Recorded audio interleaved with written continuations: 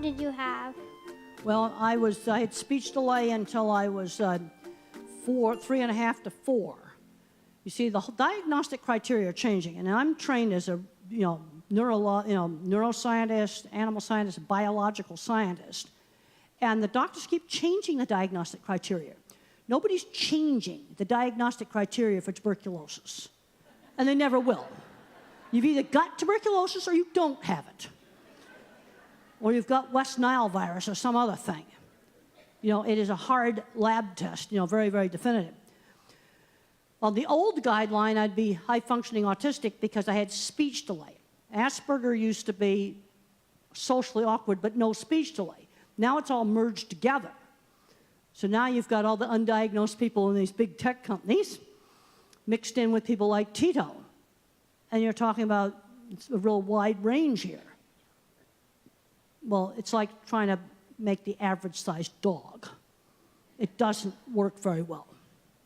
What is the average between a Great Dane and a Dachshund? I don't know.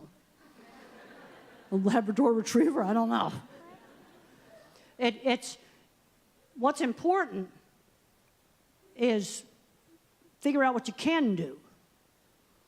And when it comes to friends who shared interests, really want to emphasize that. It could be theater, it could be robotics, it could be computer programming, it could be a band, music, art, dance. I mean, it could be just any kind of thing.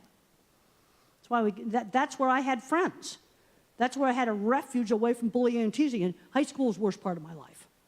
I got thrown out of 9th grade after throwing a book at a girl, a book of all things, big heavy one, and a girl called me a retard. We were coming up out through the music room behind the stage, and I chucked a book at her, like back there somewhere. That's what I did. It was a social studies book.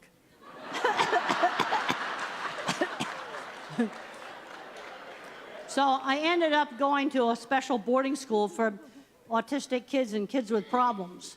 And for the first 3 years there, I ran their horse barn, and I didn't do any studying. But you know what? I learned how to work. And that's one of the things a lot of kids today are not learning how to work.